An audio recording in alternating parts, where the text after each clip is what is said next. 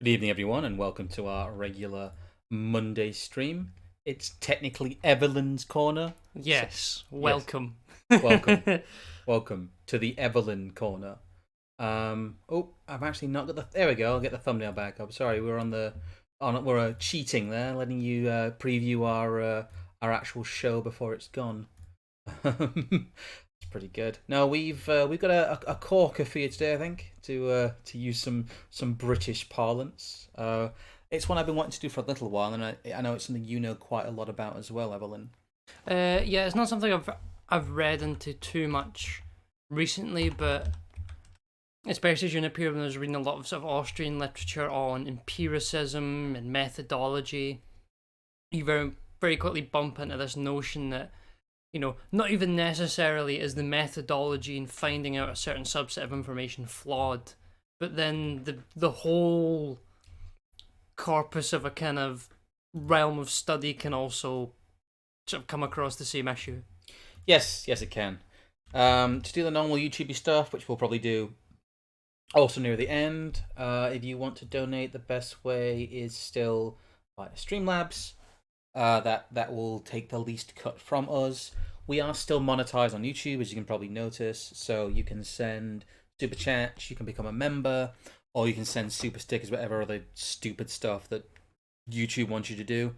That frankly nobody ever really does. But Yes, please bump up our score in the credit social credit algorithm by doing the required rituals yes, of the posting. rituals must begin. Well, we're kind of doing our preamble here anyway. So, is there anything you need to report to people before we start? Not that I'm aware of, no. I was going to remind people that we will be on Millennial this year at some point. Oh, but we will, yes. We should hopefully get a date and time for that at some point soon. I did post that in the Telegram, and I knew you had your debut on Unpopular Opinions last week. I had my debut on Unpopular Opinions. You can get that over on the Academic Agents channel. We basically went over some of the kayfabe stuff, which I want to mention here. It doesn't bear mentioning. And then we went over the online safety bill, formerly the online arms framework. So we're we're kind of double covering there, but it was more because Le Boomer himself had not covered that subject yet. I needed a bit of a guide to it, and we did quite an in-depth one. Yeah. Also, those of you who commented, and it's good that people are still monitoring our comms and areas. The Nomos website's back up, and I think almost completely functional. I need to upload a couple more articles. I need to actually upload our written recap of Nomos London, and then I need to reformat some of the stuff in the Birmingham one. Those are the two that are missing, I believe. But apart from that, the Nomos website is back up and running. Yes, I think there's a couple other things about you will be on. I'm allowed to mention it. Yes. Jay Burden's show on Wednesday. I don't know if it'll be out on Wednesday. We're recording it on Wednesday. Right. So it's recorded and then it's put out later. Cool. But I will be on. Yes. I will also say as well in regards to the website that I find it so typical that obviously because Woz was there and was speaking. Yeah. And he uploaded his speech, and a lot of people seem to have rather enjoyed it, especially this sort of positive kind of uplifting vision that he's offered to folk through that of the England of 2100. That this then gets shared across Telegram and all over. But it's Dave Cullen shared it, and it's got thousands and thousands of views, and the bloody website's down. I don't know. I sometimes think with bumps in visibility, it's probably better at being down sometimes. No, that might be true. I see Radlib and loads of other people in the chat though. So hello, friends. Hello, friends. Hello. It's good. It's good to see you. And I will also remind people to interact with the videos if you want to see them. Yeah. For the VOD as well. Do drop likes. Do drop comments. Go to the Telegram. Go to the Substack. Yeah, it's all linked below. Watch the other things. I'm sure everyone knows by now. I think as well because we've got a sort of singular topic this evening. We might try and get through this in a reasonable pace as well. And even though this might seem slightly out of time, this is something we can always hark back on when we either discuss certain sort of empirical studies and realms of, shall we say, social science. Well, it's a frame. I want to do this as kind of a frameworking thing as well, because it's something that I fall foul of. It's something that a lot of people fall foul of. that competing in a very specific, narrow way, doing the I've got all these, trying to shoot down the people's sources and try and get people to what's that? Sorry, it's already sort of been coming. Yeah. Ed, sorry. You're trying to do stuff already done. Trying to get people to compete on like the individual study level is not particularly productive. Yes. And it's very much, there needs to be a meta undermining, really, of what has become the science. And I know there's some people who get very upset when I talk about this because they're very wedded. Oh, you can't undermine the scientific method, you can't undermine empiricism, but that's not really what we're trying to do. I think there's that knee jerk, and it's the knee jerk that we used to get maybe a year ago when people would talk more about belief and religion and the idea of some degree of zealotry, and that's kind of, as I've been writing, I know we mentioned the Substack, that Holy Mountain piece that I wrote, that's actually kind of evaporated in that it came out and was a lot less controversial than I thought it was going to be, because I feel like the landscape's caught up with it. But this I feel will be a wave in the coming year. This is the problem we have, is not that our takes are ever wrong, they're always just too early. Yeah, I see stuff pop up that we've done like 3-4 months down the line, I'm like,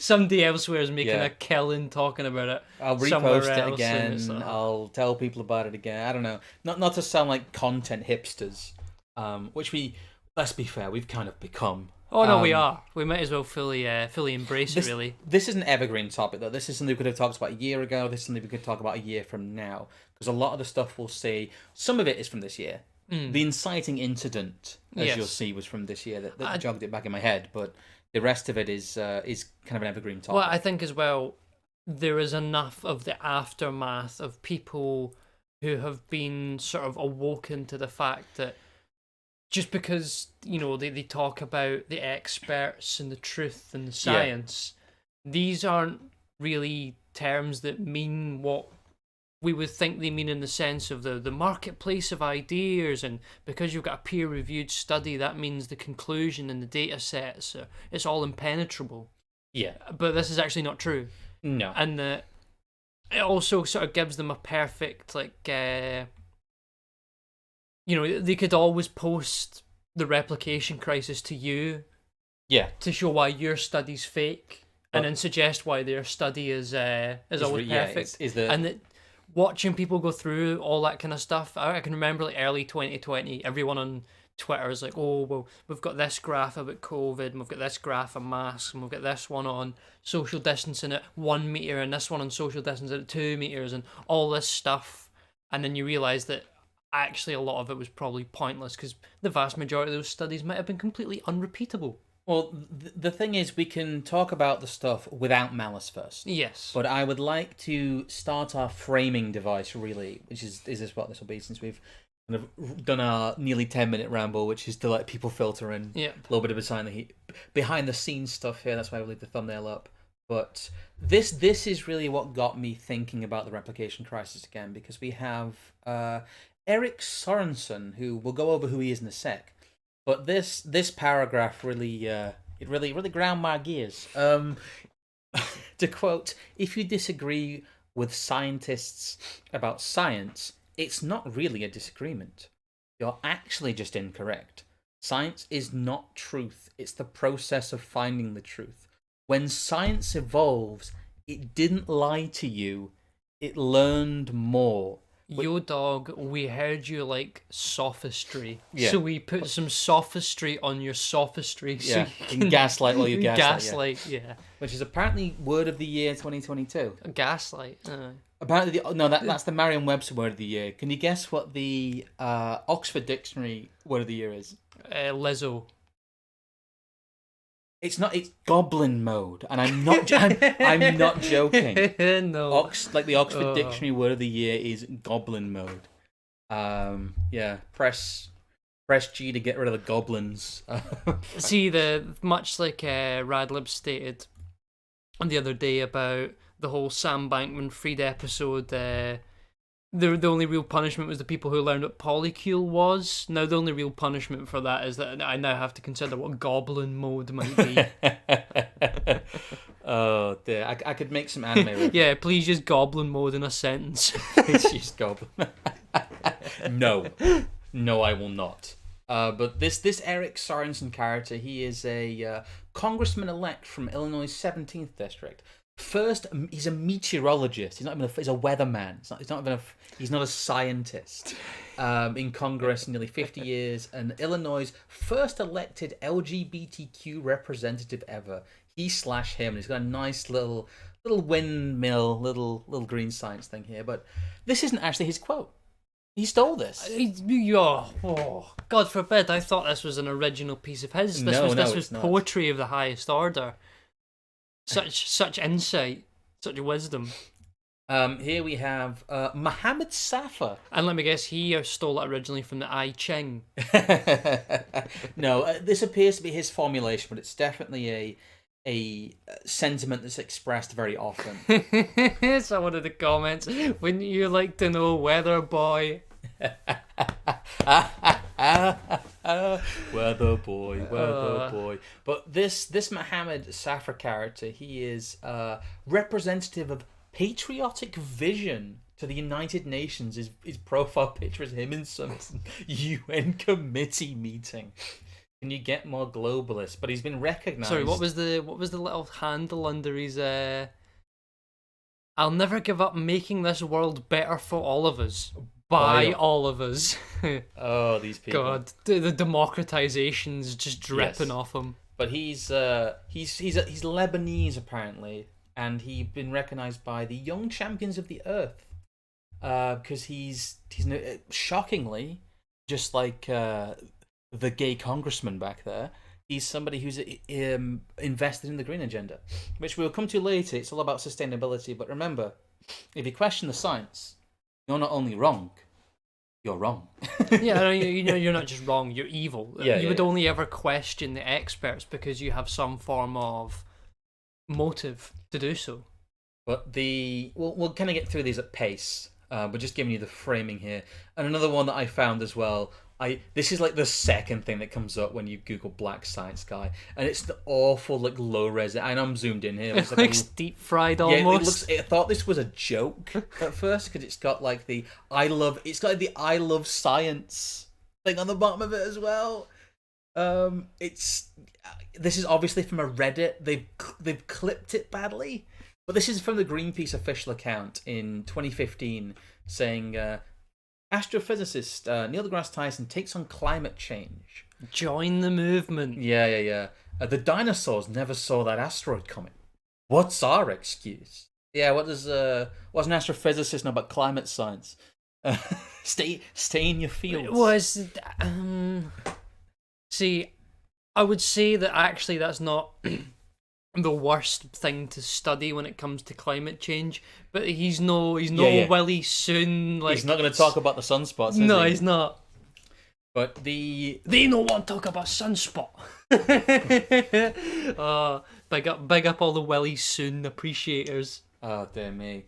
But this is obviously very indicative of magical thinking in many ways. It's indicative of a very, very well-worn idea that scientism has become the de facto religion of the cathedral. Oh yeah, they've blown up science as a category of knowledge in the hopes that it fills the God-shaped hole. Yes, that really is it's a matter of belief, is what it is. And I want to kind of frame this for people who might be coming here, because there are people.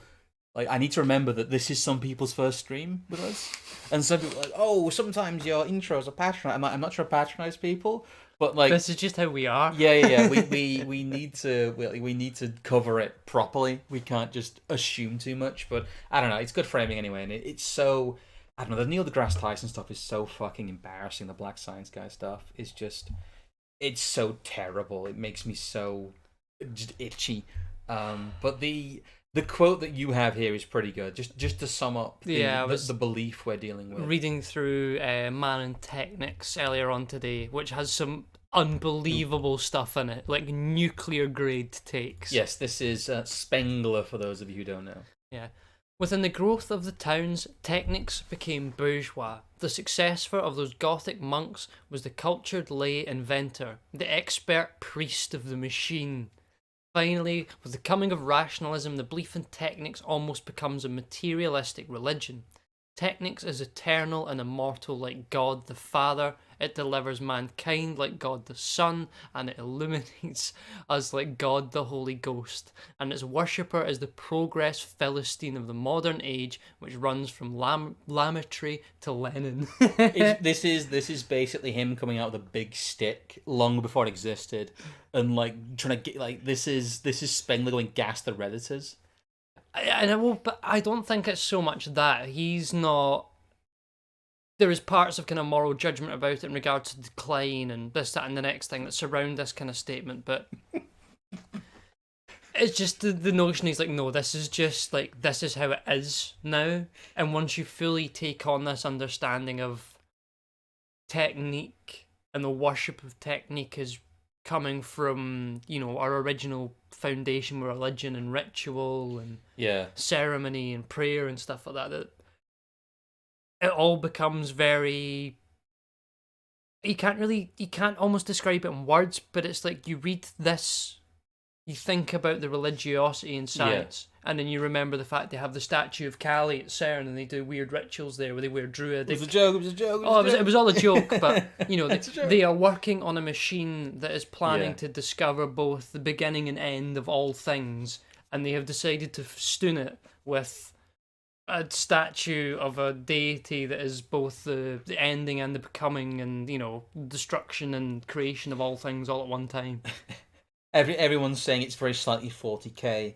Telly G just decided about a comment saying Big Bang Theory is the minstrel show about autism, which is just a funny comment on its own. But we do have, before we get into the actual subject properly, a quick $2 donation here from Aurelius Nortius Caesar, a long-time support of the channel, saying, I love the United Nations. I can never read that properly. Zentech? That might be a 40k thing again. Oh no, everyone's a 40k fag. Oh no. Oh no, miniatures everywhere. But, we only have to paint 5 more miniatures and we'll save the West. Yeah. Painting miniatures to save the West. We're going to do something we don't usually do, which is start with the Wikipedia crisis and the replication crisis. Wikipedia crisis. Yeah, the Wikipedia crisis. The Wikipedia article on the replication crisis. Because actually, it's a decent summary in many places. It's very well sourced, and it has a half-decent chronology to it. I was quite surprised when I went on it to double-check a couple of things and make sure I'd not forgotten part of the overview, that it's a pretty good. We're not going to be using it exclusively, obviously. We have the actual sources that are mentioned in it. But for those of you who want to do some half-decent reading, I've stumbled upon a couple of decent Wikipedia articles recently. The destruction of the country houses Wikipedia article is pretty good. Yeah, which is a resource we will get through to using at some point. It is, yes, because I bought a whole bunch of books about that too. But the replication crisis Wikipedia article is pretty good, and in both chronology and sourcing. But I want to just go through some of our notes, really. There was also the bit we wanted to mention at the top of this page, which is like the little subtitle that says this article is about an issue of scientific methodology for the reproducibility crisis in humans, see male infertility crisis. That's, again, the psyops are stacking up. Oh no. To go through kind of a broad bird's eye view of the replication crisis. It's to do with the fact that most studies can't be reproduced. No. It's as simple as that. In that if you have somebody else who follows your methodology, the results aren't the same. When the methodology can be followed, we'll find as we go on through this that a lot of studies actually that are put out are not reproducible by design. As in, the information put out in the study doesn't give you the tools to reproduce the study itself. Yes. Which is a big problem in emerging kind of climate fields. But the replication crisis, it started in psychology, but spread to basically all the soft sciences. The classic one is like the one he touted for years about, we showed infants of different ethnicities flashing images of adults of their ethnicity alternated with adults of different ethnicities. Yeah. And we looked at the size of the pupil and how much it opened or dilated. And because we believe this to be a symbol of human communication, blah, blah, blah, blah, blah, so on and so forth, we judge by the pupil size changing that all babies are racist. Yeah. And they touted this for years. And I think that in some places, probably in normie Twitter, they are probably still regurgitating this stuff about how you have an implicit racial bias because of your genetic base as a white person or a black person and X, Y, and Z. And then it actually turned out that all of this stuff was complete nonsense. And that, you know, not only was the possibility that they might be measuring the change in the iris incorrectly or inconsistently, they may also be, you know, what if it's to do with the darkness or the brightness of the image?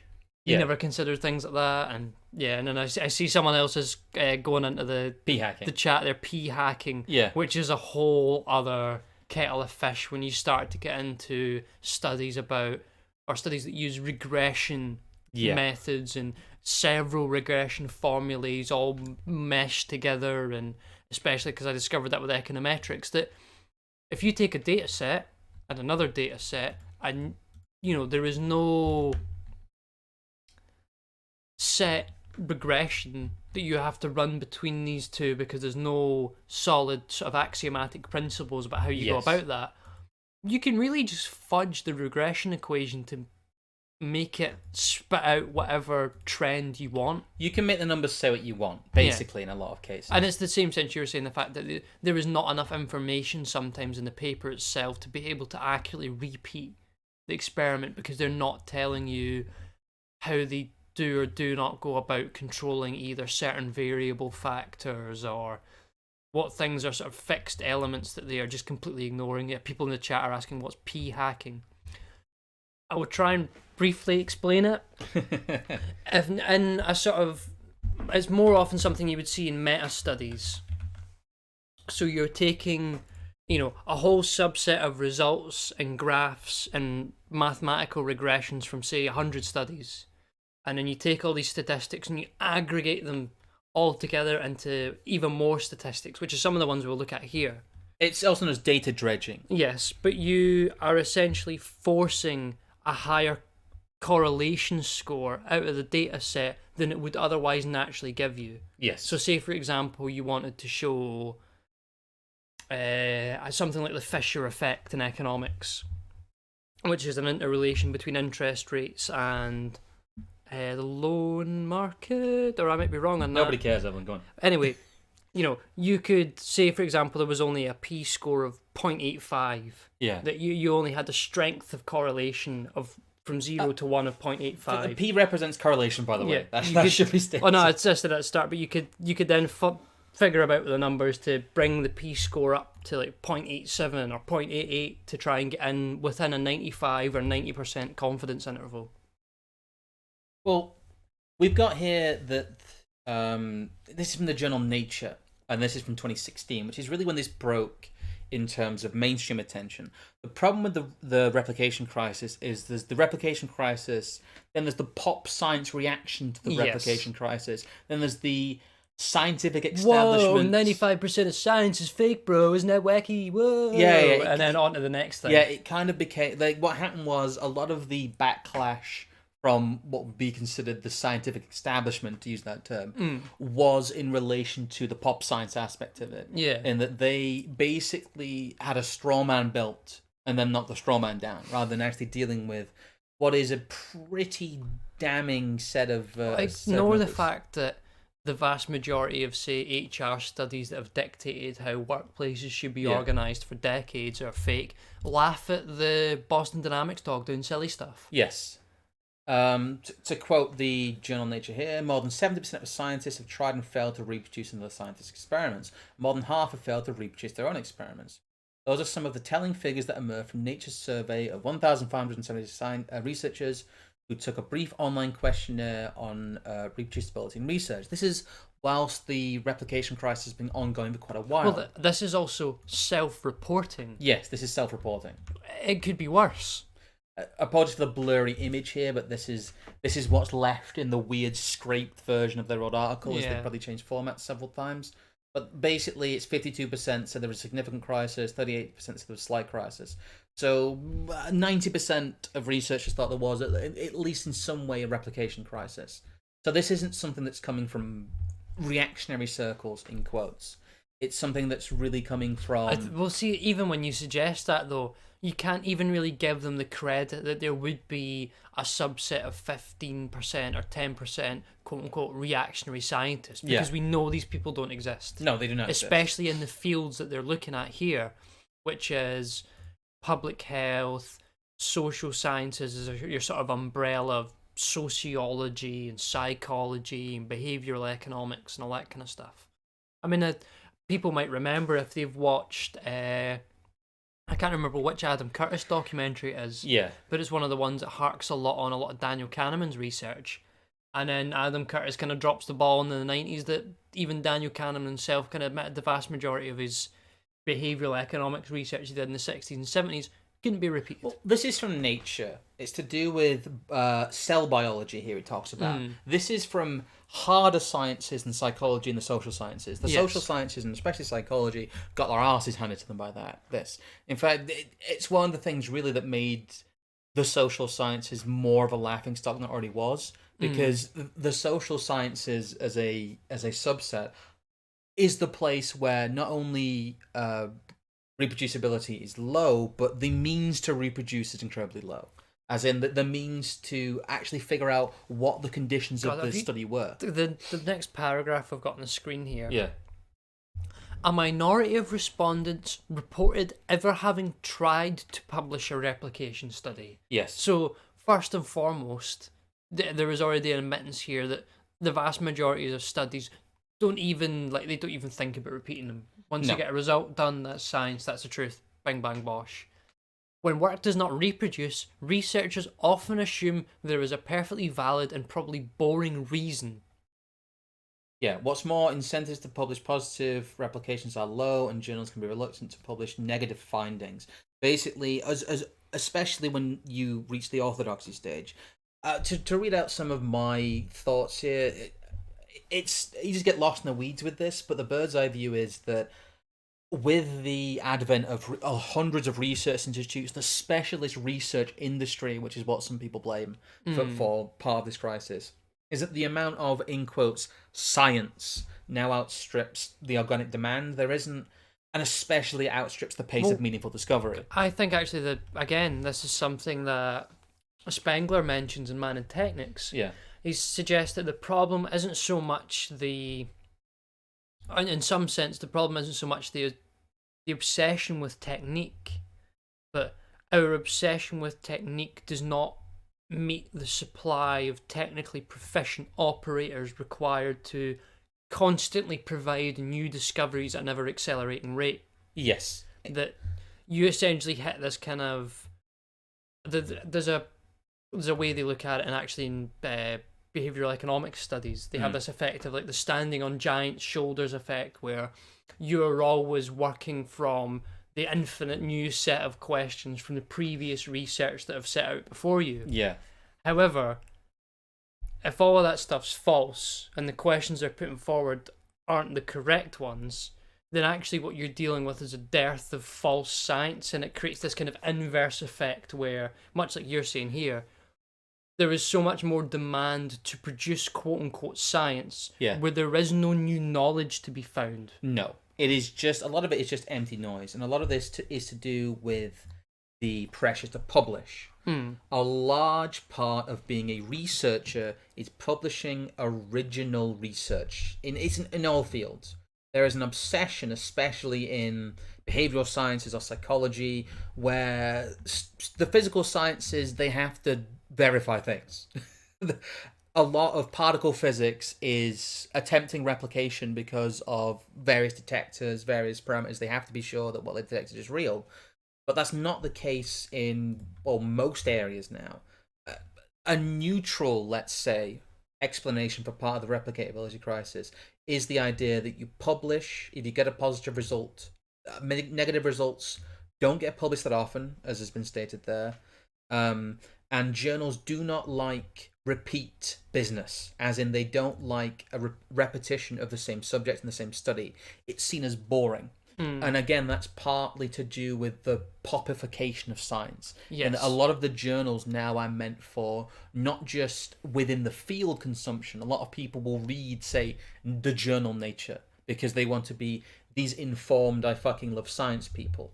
And to satiate the demands of the readership, they want to constantly be giving people what feel like meaningful discoveries, rather than having 15 different iterations of the same experiment which show an unclear result. Yes. Which is what science is, really, which is what the scientific method generally produces. It's a lot of it is to do with the jazzing up of research in many ways. And then this also means that grants are awarded in that way.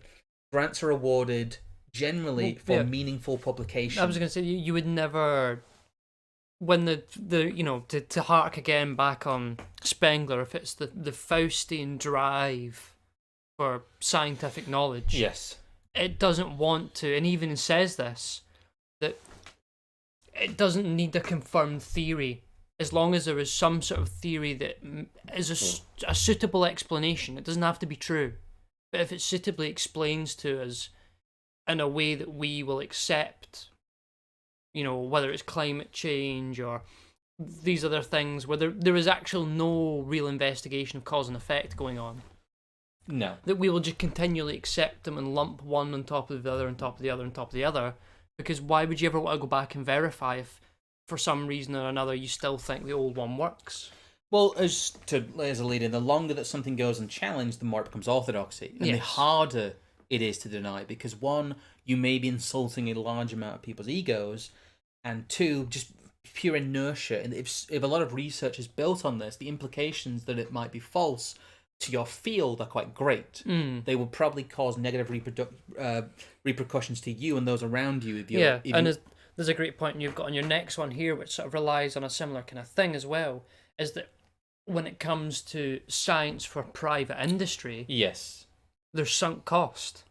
There is. And if you try and develop some kind of medicine or some kind of new treatment and it costs £1 billion to do so, and the final results at the end of spending £1 billion is you go, actually, we don't know. Well, obviously, you're going to lose your job. So you're just going to tell them it works. There's a whole thing here in that they talk about the replication crisis has actually been worst possibly in medicine. Yes. Because they talk about corrective measures here. And I think corrective measures is to do with the scale of the problem. In physics and engineering, you don't need to take corrective measures, because if something doesn't physically work, you find out about it really quickly. Yeah. Extremely. Like reality is your very... Yeah. So what you're saying is when you've actually got something tangible and material in front of you that you can measure by a standard that you know is 100% verifiable, that you actually produce repeatable knowledge of that, instead of studying like squishy pink things that have emotions and can't be measured. Yes. Christian donated €5 and brings up a good point, that saying people think science really works like a video game research tech tree. Yeah, they do. No, entirely. That's kind of Spengler's point, is that you're constantly grabbing the next thing on the tech tree to get past everyone else, and that you just, all the other stuff gets rejected. Who needs to know how conventional explosives work anymore? We have nukes. Well, there's another thing here, in that a biochemistry graduate in the United Kingdom, who asked not to be named, because there's a lot of repercussions for your career if you highlight this stuff, says the efforts to reproduce work of her lab's projects doubles the time and materials used, in addition to the time taken to troubleshoot when some things invariably don't work. Although replication does boost confidence in results, she says, the cost means that she performs checks only for innovative projects or unexpected results. So again, orthodoxy becomes self-reinforcing. If something is the settled science, it remains the settled science, no matter how faulty it is. And that's mostly... Well, that was the phrase of 2020. The science is settled. Yeah. It's lockdown, it's masks, it's all these things that at no point have people gone back and checked these studies. And when they do, and they go back and check some of the mask ones, which people spent sizable sums of money, lots of man hours doing so, it turns out that actually they don't work and they don't help. Well, again, I don't want to go through specific links for this because you get bogged down in research papers. But one of the worst areas, like I said, is biochem, and one of the least trustworthy areas in terms of pharmaceutical research is end of life cancer treatment. Yeah. For obvious reasons, it's very very hard to gauge effectiveness from a patient point of view, not only in clinical trials but in everyday usage. If you have, say, an unscrupulous pharmaceutical company who comes out with a bunch of studies saying a wonder drug, it does something, but it's not miraculous, they can get away with it. And there's a huge amount of pharmaceutical companies that do this. They're exploiting the end of life kind of cancer care system with things that patently don't work because there's no way to prove it. Well, I was going to say, not even necessarily just that. A study like that operates under the assumption that all cancers are at least the same or similar enough to compare. Yes. And that all cancers affect all people, or at least one subset of cancer affects one subset of people in one sort of certain way. There's so many things that are hanging in the balance there that how could you even begin to suggest that it's a useful sort of yardstick? Well, one of the places this first emerged in popular science was in 2016. We have an Atlantic article here, which I hope is still showing up properly. Just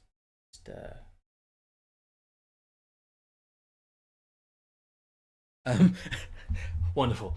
But the Atlantic has psychology's replication crisis is running out of excuses. Another big project has found that only half of studies can be repeated, and this time the usual explanations fall flat. Again, slightly puff PC. It's the problem with this is that we don't have the time to go through a lot of dry papers, which they do exist. I would encourage you. We'll post. Obviously, we post our links quite a lot. I would encourage you to go through and find your own examples. And there'll be stuff in it that is harder research that we'll come to a bit later. The Nature that one there was pretty good, but this came to the fore as a psychology problem primarily. It wasn't. Eventually, it was psychology that highlighted the replication crisis originally, because psychology, for those of you who might be aware of how research works, has tried to rid itself of some of the ridicule that the social sciences get. Psychology considers itself, as close as it can be, a hard science, as it were. And university departments go to great lengths to keep a lot of the social science stuff out of their psychology departments because they want to retain credibility. So psychology was the area where this was first brought up as a widespread problem, mostly because they were finding that so many established studies that a huge amount of not only psychological research but government policy is based on were not correct. And this became a long-running thing. They kept coming up with excuses and embarrassing themselves, as I'll go into in a little bit. But this is true. The findings here were pretty conclusive in that 14 out of 28 cases were replicatable, whereas it's not been possible to replicate basically half of psychological orthodoxy, which is incredibly worrying.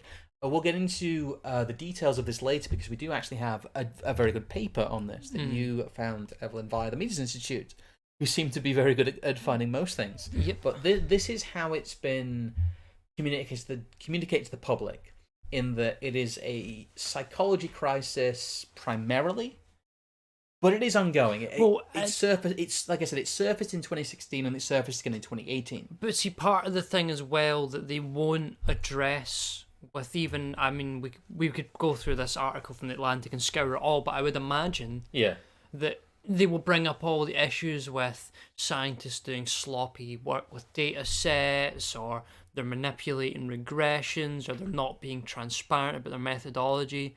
What if part of the problem is just that the psychology as a subject is just fundamentally flawed? Yes. I think the reason that a lot of people would like to put the replication crisis cat back in the bag is that, as we'll come to later, it completely torpedoes certain fields. Yes. So if you factor in the replication crisis into the validity of entire branches of what is considered science, if you prioritize a replicatability as if you basically say, if this result cannot be reproduced validly X amount of times, this is not knowledge. Yes. Which that should be the bar, but it's not. Well, Mostly because of the economic realities of research. Do you remember, this had been a good while ago now, when I was doing, I think I even sent this to you, this had been years ago Yeah, now. the facial feedback hypothesis, stuff like that. It was it was something from one of the things in behavioural economics, where they were talking about a version of the replication crisis within that sort of line of thinking. And they turned out that, not only was replication a problem, but that there wasn't enough replications going on. No. So that not only was it that, half of them couldn't be repeated, but another quarter of them could only be repeated 1 out of 12 times or 1 out of 15 times. Well, there's the which makes it almost seem like it's chance. It is chance. And it's one of those things as well that the other side of this coin is not just the haha lol, the libs use studies that aren't real. It's also like when you see some sort of paper that says leftist psychological typology, identified, or some sort of paper about genetic studies, and they might have conclusions in them that are or aren't valid, and they may be useful to read to, bolster your own knowledge or your own investigation in some way, but please do not rely on, some study that says something about the leftist psychotypology as your baseline and your principle. It's the last thing you should be looking at. Romantic Innkeeper of Grandsorn, I'll have a long name there, says, do these streams get archived somewhere specific? We do have a backup of an Odyssey, but I also manually archive every stream that we do. Yes. But they obviously go on as VODs on our YouTube channel, but they are backed up on our Odyssey page, which I will post. I think it's linked in the description, I'm not actually sure. As his Thugbear Life in chat says, I just save them myself. Expect a cease and desist letter from our lawyers. No, please. We need distributed backups. That's very useful. It's quite one of those one by one researchers have tried to repeat the classic experiments behind these well-known psychological effects and fail. They just list a whole bunch of famous psychological experiments above. And whenever psychologists undertake large projects, like many labs do, in which they replicate past experiments on mice, they typically succeed on average half of the time, which is suspicious. It's almost like you're flipping a coin. Yeah, it's almost like none of these effects actually exist. Or maybe very few of them do, and we have to do even more study to figure out which of those are. But a 50% rate, again, just seems like you're tossing a coin. Ironically enough, it seems that one of the most reliable findings in psychology is only half of psychological studies can be successfully repeated. The failure rate is especially galling, blah, blah, blah, blah, blah. Basically, psychology is a field in which you cannot replicate a lot of what is considered basic. Well, if we go on to, we can quickly look at the article from the Mises.org. Yes. Where they're just talking about it, and they reference a podcast, which I might go and listen back to at some point in future. But they also reference a 2015 paper by a guy called Brian Nozick, who actually goes to the length of disaggregating different types of psychological studies in his paper. Would you like to put that on screen? Yeah, we can get that up just now. Because this is called Estimating the Reproducibility of Psychological Science. It's a very good paper. Again, this will be in the notes when you want to check the notes.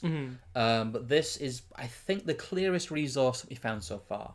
Yes. I suppose we've got enough time where we could maybe read through this sort of first page of the introduction and rationale, and we can go to the data on the bottom.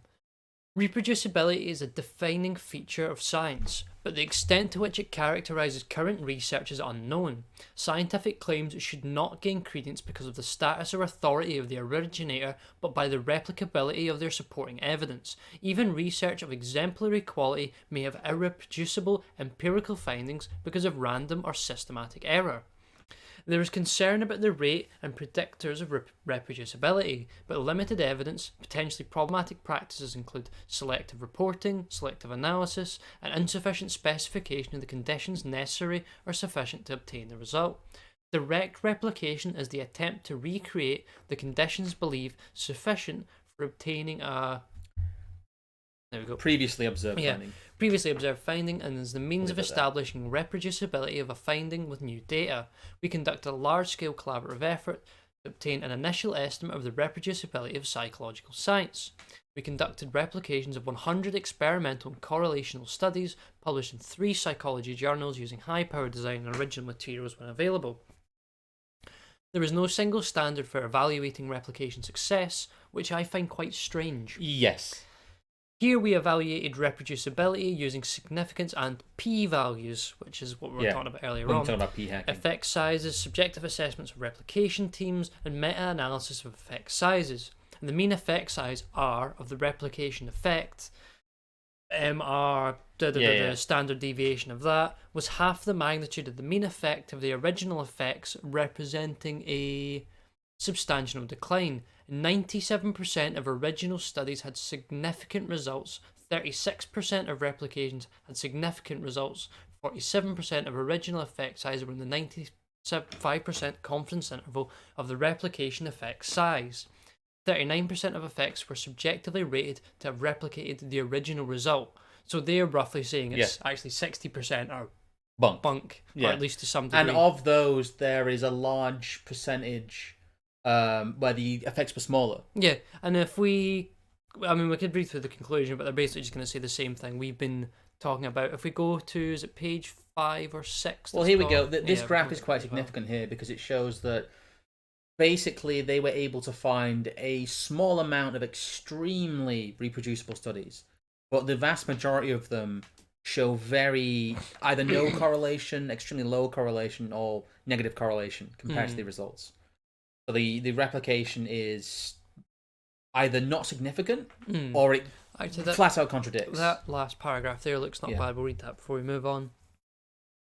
Reproducibility is not well understood because the incentives for individual scientists prioritize novelty over replication, just as we have said. Yes. Innovation is the engine of discovery and is vital for a productive, effective scientific enterprise. However, innovative ideas become old news fast. Journal reviewers and editors may dismiss a new test of a published idea as unoriginal. Wow, imagine that. Yeah. You come up with someone else's study and you say, look, I proved that this isn't true, and they go, oh, that's unoriginal. Yeah, your work is derivative. The claim that we already know this belies the uncertainty of scientific evidence. Innovation points out paths that are possible, replication points out paths that are likely. Progress relies on both. Replication can increase certainty when findings are reproduced and promote innovation when they are not. This project provides accumulating evidence for many findings in psychological research and suggests there is still more work to do to verify whether we know what we think what we know. We know what we think what we know. Well, I'd like to launch into my spiel here slightly, which is the settled science argument is not only anti-science in quotes. It's very much meant to have this effect. Like we'll go into malice later. We have quite a bit of time left, but what I want to talk about is that most people, when they argue about the science, do it in a specific way and not a general way. Yeah, someone in the chat there, how this isn't the default expectation is ridiculous. No, exactly. They open up this paper by saying, it is the replicability of the study that shows it's true, and that's the whole thing with, your more narrow and strict empiricism, and this is a lot of what Mises and Rothbard and Hoppe have to say about it. Is it's not that your eyes are lying to you, or the fact that this ball fits through this hole is not a repeatable empirical sort of experiment. It is that empirically provable to the point where it seems like it's a given. And that's the point they're trying to make, is that it's almost kind of the validity of the study is imputed backwards by the fact that we don't have to question it because we know it to be certain. Yeah. And that's they're trying to do it all backwards by essentially banking on lots of other supposedly known certainties to stick another little certainty on top. And, each one of these has never been tested, so we actually don't know that they're certain. Well, to not put it in too much of a grandiose way, all of this adds up to a battle about what is human knowledge and the extent of human knowledge and what human knowledge is.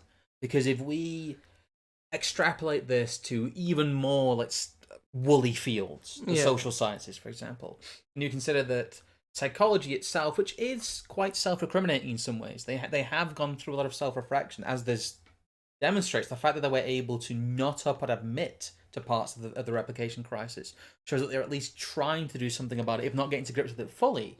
But other fields aren't. Other Yes. fields are fully off in the weeds. I was going to say, if we go down to, is it page 5 in this study? Yes. Where they've got loads of stuff in here about their methodology and their scores and this, that, and the next thing. But all we want to look at here in this graph is the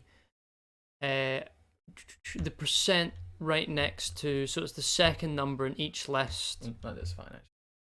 Yeah. So overall percentage, they find percent original effect size, then replication confidence interval 95%. Overall, 47%. Yes. And then they actually go on to ask the people doing the replication study how many of these are actually replicable, you know, in your opinion, and they estimate even lower, and they say 39% of overall. Well, when you look at the actual breakdown, which you pointed out, is if you look here, GPSP social or PSI social, which are basically two different branches of social psychology, the percentage there is far lower than the cognitive one. Yes. Which means that in terms of the way we consider how humans interact socially, it is much more uncertain, or is much, maybe even inverted, what we know than what we know about how they function cognitively. Well, no, we are told time and time and again that IQ studies are pseudoscience, but what this seems to be indicating is that something akin to an IQ study or a raw cognitive performance study on, say, different illnesses, different ethnicities, different social groups, or well, not social groups, but socioeconomic groups that they then do a cognitive study with.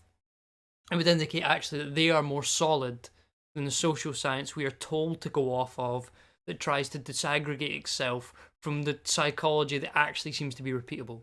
Well, there's a great comment in the chat, actually, from Manskeeper of Grand Sornos. That's a long name.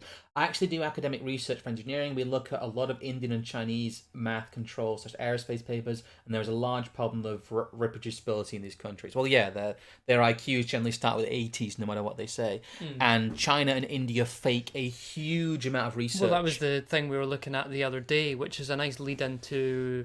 Oh, no, we've got one or two more before we get to the climate stuff. Yes. But it was the paper from National Geographic where they were like, yes, all this work about extreme weather has been done in third world universities, and these are universities that are getting funding from the climate reparations that these papers are trying to justify. Yes. So it's not fair for you to question the methodology due to historical injustices. Yep, that's that's actually what happens. As you are spotting them in the places where they shouldn't be, but in the places where they are, but we know they are, is even like as bad as you know it is in terms of the physical sciences, in terms of like climate science from third world countries, it is far, far, far worse. And a lot of these emerging economies, in terms of the what is becoming the progressive stack of research, what we're doing here and what we're talking about here is not political, and it's not malicious. Or at least we're assuming it's not malicious at this stage. This is what can happen in a purely, let's say, self-misleading system. Let's buy into the myth of neutrality for a moment, and let's say that the empirical science is something that can be done and operated and engaged and evaluated without tarnishing it by your own personal standards or morals or values. Yes. Is what you're trying to suggest. That let's not think about whether or not there's economic gain for writing these papers or a whole host of other things. Let's just suggest that it's all above board, and that these people they're just making mistakes because of the nature of the sort of investigation they're engaging in. Well, it's the fact that replicate, as the commenter talked about, replicatability is not the default, and we don't go through many iterations of what we consider foundational studies is absurd. And it really does pull into question what we consider the basis of scientific knowledge in many fields. You know, we're not going to sit here and say, oh, they never proved gravity. Well, it's, think of it as well when it comes to something even more tangible. When they crash test a brand new vehicle. Yeah. Volvo don't just get one out, crash, and go, right, they're all good. The proof and the pudding is in the eating, and again and again and again and again. this ends with quite an impassioned plea here. It says, "We conducted this project because we care deeply about the health of our discipline and believe it is in its promise for accumulating knowledge about human behavior that can advance the quality of the human condition. Reproducibility is central to that aim. Accumulating evidence is the scientific community's method of self-correction and is the best available option for achieving that ultimate goal." I mean, I think that Truth. they used a word there I wasn't actually considering, but when they call it a discipline, Yeah. that actually seems to me, they're harking back to, again, this notion of almost ritual. Yeah. The science becomes known and it becomes given because you repeat it and again and again and again, and you become hardened almost as the scientist to some extent by your ability to continue to do this in the same way over and over again without affecting it by your own sort of standards. To bring a little bit of politics into it, research has become a lot less adversarial. It used to be, if you look at the 19th century, you'd have a whole bunch of gentlemen scientists basically verbally trying to beat the piss out of each other because they all believed that they should have the discovery. There was a lot of bad science put forward that in a short term, but over a medium term, that really weeds out the shit, really. If something stands test, it will stand test. And there's all this stuff about making science less male, making science less intimidating. Well, and we that's all know partially that what's led to this environment. having knowledge be verifiable is inherently patriarchal. So we're gonna have to ask you to stop that. There was another one here. This was actually something I found. We can just sort of have this up as something to be there. It was in the Wikipedia page on replicability. Yes. And again, specifically in the terms of medicine, why most clinical research is not useful, by John P. A. Ioannidis, who is the Irish guy that people will know was one of the first big COVID skeptics. Yes. And maybe it's not interesting, it's just that maybe it's something we should have expected, is the fact that the same guy who's going on about how we don't know enough about COVID in March 2020 to start a lockdown is also the same kind of guy. It's like, well, the vast majority of clinical research is useless because it operates from the perspective of the surgeon or the doctor or the nurse. They're not actually engaging in proper raw data with patient outcomes because there would be so much of it that they would have to find a whole new method of sifting through it. Yes. Well, there's a general theme that we found in a lot of the people who were involved in some of the earlier alarm ringing for the replication crisis have also essentially been drummed out of their fields, especially when they came into contact with some of the lockdowns were a big filter. If you have some degree of critical thinking skill and honesty, you will be drummed out by the establishment. And the other side of the replication crisis is kind of the deliberate stuff. It's just these sort of bullet points he's got here. The second and the third one. Many of the features that make clinical research useful can be identified, including those relating to problem base, context placement, information game, pragmatism, patient-centeredness, value for money, feasibility, and transparency. Many studies, even in the major general medical journals, do not satisfy these features, and very few studies satisfy most or all of them. Most clinical research, therefore, fails to be useful not because of its findings, but because of its design. Yes. So, it's like doing a bunch of aerodynamics studies and not correcting for humidity. Well, it's the fact that this has become the norm. A lot of biomed companies, a lot of universities, and especially when it comes to the public money grant system, the obsession in Western countries of funding research and science councils has really contributed to this. In that there is, like I said, there is not an organic demand for most of this stuff. Most of this is fictional busy work from governments or fictional busy work from industries that have grown up around research for the sake of research, which a lot of people will laud, especially, like I said, the I fucking love science people. That is not positive, and it leads to these kind of results. But we wanted to just raise that interesting with the John P. A. Landis stuff. I can never quite say that. You say his last name. It's Ioannidis. Ioannidis, okay. It's Irish. I am writing that as an L. But there's another one here from PubMed Central. It's assessing the data availability and research reproducibility in hydrology and water resources. I want to use this as the lead-in for when we talk about the climate change stuff, because hydrology and water resource management is a relatively new field. It's one of these new green fields, one of these new sustainability sciences. And what they found was, in kind of a meta study of nearly 2,000 articles published by 6 hydrology and water research journals in 2017, 0.6 to 6.8 might be reproduced. Well, that means at most, or well, 95% confidence that the results might be reduced. Right, no, I see they've got the confidence interval and the estimates. Yes, they do. So at most, like, less than 200 of these studies of an entire field can even begin to be replicated. All aspects available, results not reproducible. So basically, 5% of those as well, or 5% of the studies were,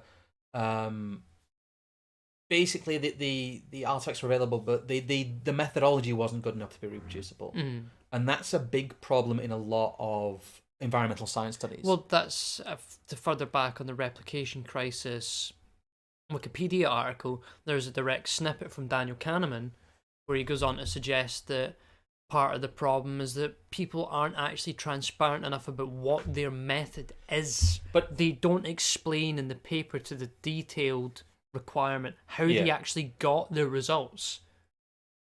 There is no, A, B to step Z. They just go A to Z and here's the results. Here's the thing, in that 89% had no directions on how to reproduce the study, which is amazing.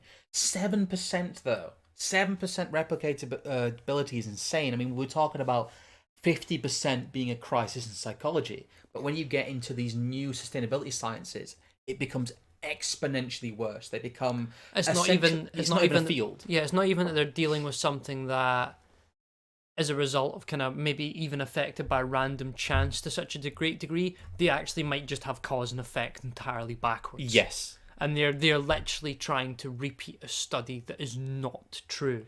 It's not unrepeatable because the data is played with or because the method they're not transparent about. It's because the method of investigation and the thing they're investigating is not true or just not real. Well, do you want to quickly read the one here from the Wikipedia article? That was a summation of it, really. There wasn't too much to it. Okay, you were talking about the involving authors thing. Yeah. But he's talking about and others, such as psychologist Andrew Wilson, disagree, arguing that the original authors should write down the methods in detail. An investigation of replication rates in psychology in 2012 indicated higher success rates of replication in replication studies where there was author overlap with the original authors of the study. 91.7% successful replication rates in studies with author overlap compared to 64.6% successful replication rates without author overlap. The problem there becomes study leading and personality. Well, yes, that was kind of the thing about it, because I considered that, you've got one here, the Andrew Wilson guy is demanding that they be more transparent. Well, Kahneman is sort of suggesting, why don't you have them sort of caretake the replication process, which is a bit kind of like, I'm sure you'd rather they just, they were involved in manipulating that part of it too. Well, where I would like to talk about, the evolutionary psychology stuff, the kind of human intelligence, Edward Dutton stuff, I want to leave for another stream, because that is a completely different. That we can talk about the purely malicious stuff in that sense. Yeah, I think that is a bit too big for what we're doing today. But the area I want to talk about where the replicatability crisis has been, or reproducibility crisis has been, kind of stuffed back into the bag hardest, has been in the climate science arena, because there have been several instances in which they've tried to nothingburg certain 2 events that were called ClimateGate, in which are we about to turn the hockey stick upside down? Yeah, we're about to turn the hockey. The people talk about the hockey stick. People also talking about the fact that they were deliberately fudging their results because they were pressured to as an agenda. Like, that has been the case in climate science twice. You mean there's an agenda behind the neutral science? Well, that's what I wanted to put in the notes here, in that let's see what happens when political facts are injected into an already disastrous formula, which is that we so far have talked about stuff we could generously say as what could be accidental lack of reproduction. Emergent mistakes. Yeah, emergent mistakes. It's a problem of methodology. It's not a problem of malicious fakery. But when you start to get into the politicization of science, replicatability studies become even harder to do. It no longer becomes Yeah. an inconvenient sort of obstacle on the quest for greater knowledge. It now becomes the wiggle room through which you can push your scams through. This is from 2018 from a publication called Pacific Standard. I'm not quite sure who they are, but they had one of the best articles I saw here. What a reproducibility crisis committee found when it looked at climate science. The scientific community is working to make its predictions more accurate, but there's still a long way to go. As the debate in Washington heats up over climate change and transparency in science, the National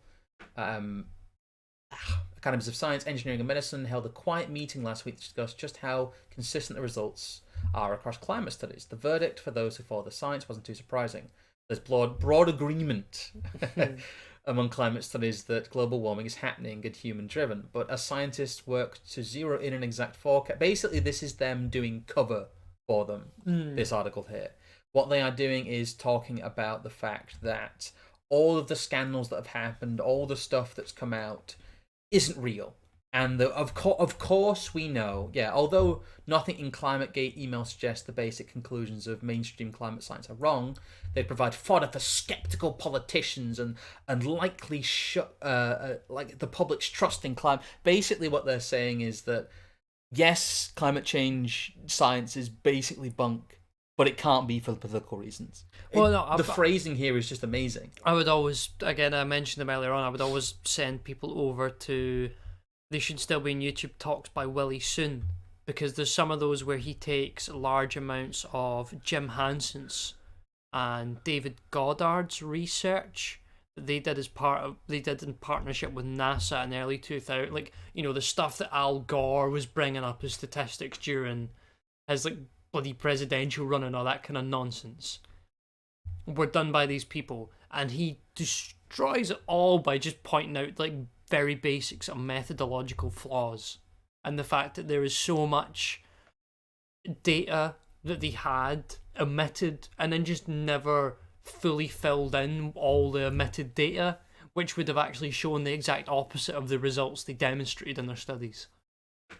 Well, I wanted to highlight this one just because of the tone of all of this. The tone is that falsification of research, essentially, isn't bad because it's bad science. It's bad because it might let the climate skeptics have a victory. Yeah, what's that last paragraph there? What's the silver lining? Yeah. At last week's meeting, Andrea Dutton, a scientist at the University of Florida who studies Earth's past climates, noted a silver lining to the hostile attention the field has received from folks who deny the reality of human-driven climate change. The reality of human-driven settled science. Yes. The public scrutiny has, I think, helped us to up our game in all these areas and be better about being transparent. Basically, they got caught.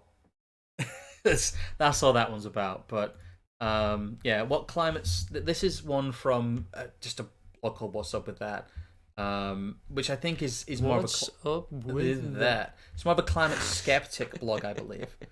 Oh no, we've got the porn bots in the chat. Oh no, the liberals are at it again. I will just ban it, hide the user. Yeah, I'll start here. The summary. After a decade of slow growth beneath public view, the replication crisis in science begins breaking into public view. First psychology and biomedical studies, and they're spreading to many other fields, overturning what we are told is settled science for the foundations of our personal behaviour and public policy. Here's an introduction to the conflict. There is pushback with the usual links to detailed information at the end. He's got a quote from Gotha there, of all things. That's a good start. Men only care for science so far as they get a living by it, and that they worship even error when it affords them a subsistence. That's a great one. I'm going to zoom out again. Basically, they're talking about the fact that Paul Flader's department about the crisis. He's talking about sugar conspiracy, how scientists fell in line out of love. Oxycontin, the idea of low fat and then filling things with sugar. Yeah. Cancer research is broken. Big science is broken. It's kind of like a Dunning-Kruger thing they're doing here, where they're going through the fact that all of these fields have had massive scandals, and yet, despite things like Climategate, the whole climate science stuff is being shielded from it, despite being possibly the most politicized area of the scientific community now outside of, I guess, biomed, because biomed has suddenly jumped the order with other lockdowns. Amazing, isn't it, that the more settled the science, the more controversial the field. Funny, that one. It's a very Schmittian sort of language game, isn't it? Yeah.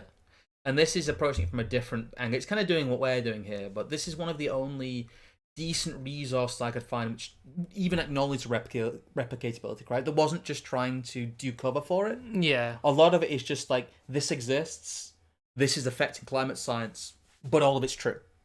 And has extreme orthodox language to it, which again is a massive red flag when you start seeing it. Once you start seeing orthodox language rather than scientific language, you should start disbelieving what you're seeing. Again, there's not a lot in here. He's basically saying that there needs to be more research. Let's just see the conclusion section here.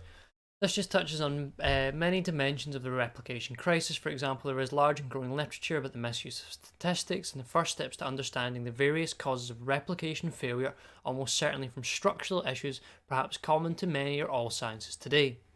We can only guess at how many of the scientists have serious problems with replication and the methodological problems that produce it. This may be one of the greatest challenges to science since the backlash to Darwin's theory of evolution.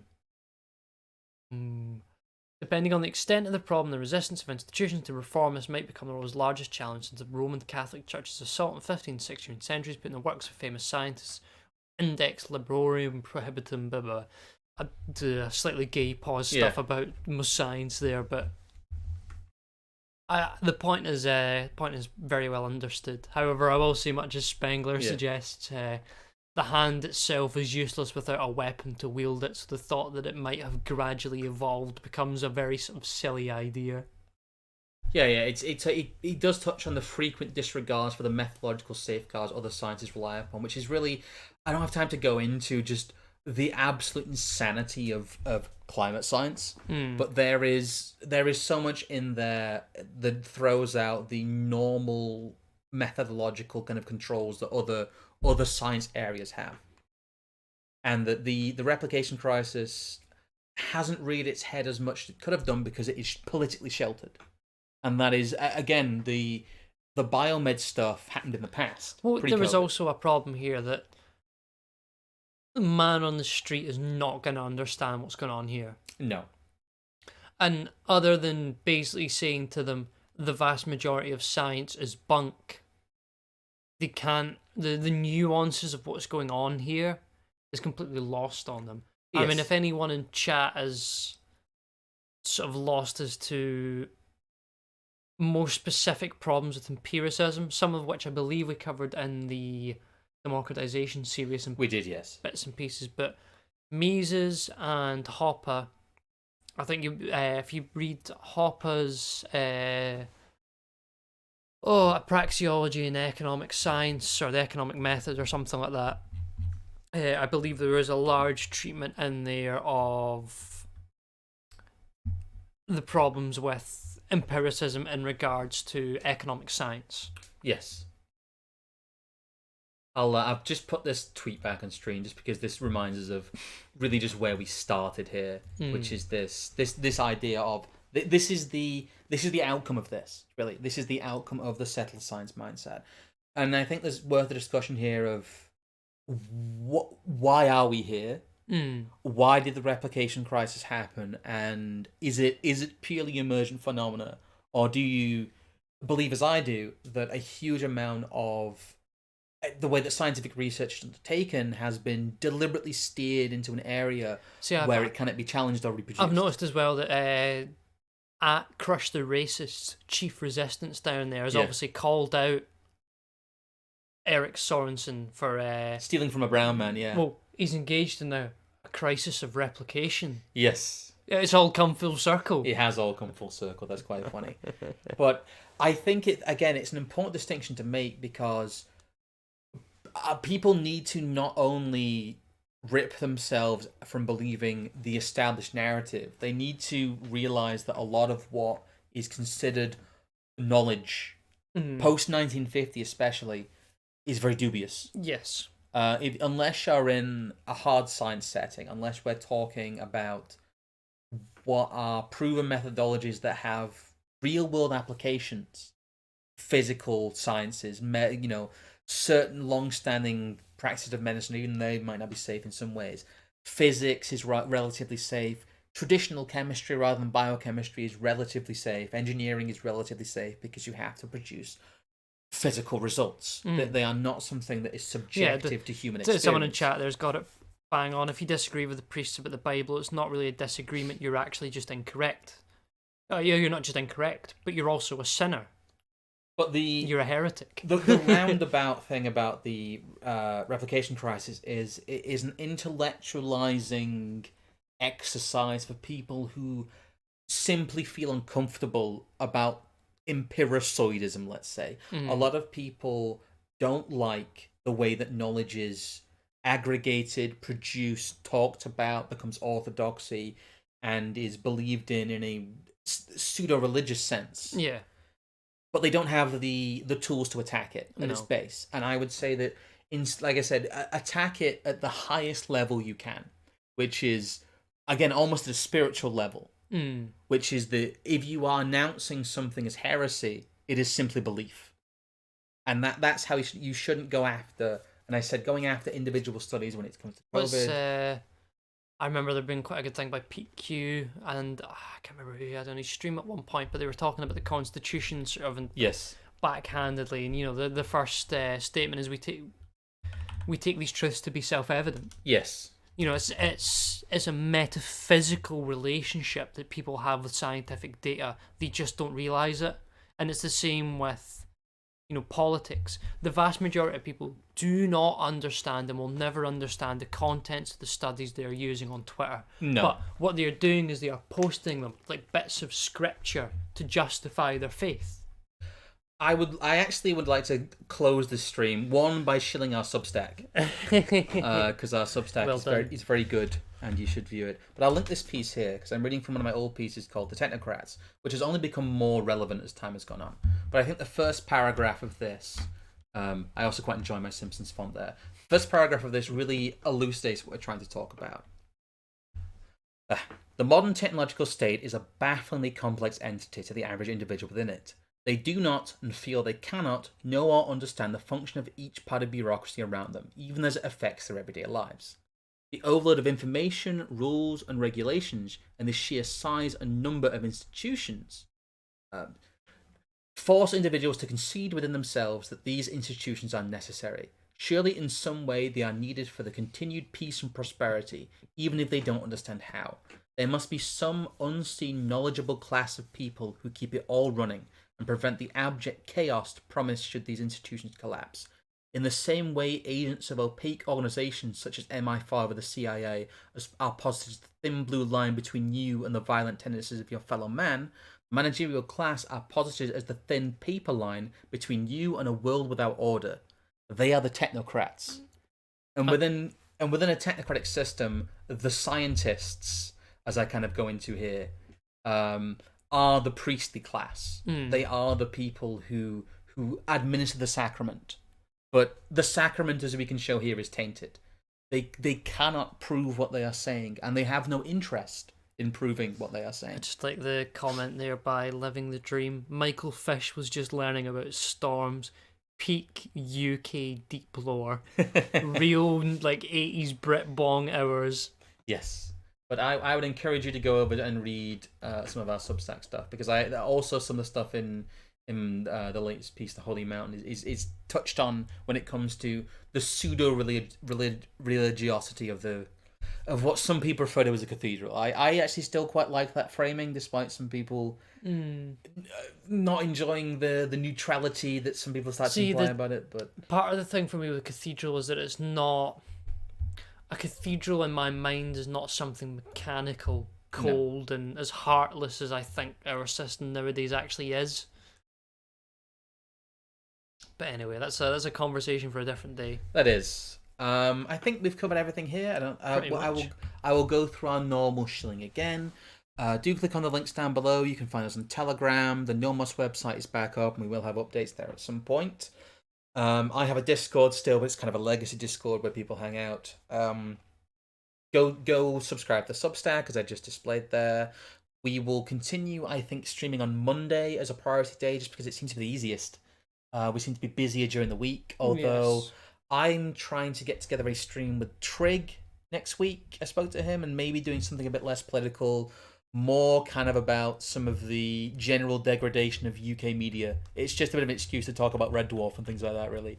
But we're going to do a bit of a lighter stream, kind of about British culture and British media and some of its kind of alteration and mutation over the years to the point where we found it now in kind of a pretty much a dead spot. The UK has really stopped producing stuff that's being replicated around the world like it used to. And I'd like to have a kind of a little bit of an examination of why that is, as well as some rank media nostalgia. So that might be coming at some point. We'll have to figure out what day that will be. But again, thank you guys for watching. Thanks to everyone who donated. Please interact. Please, we beg. That's everything really. I will say good night from me. And a good evening from me. Good night. There we go.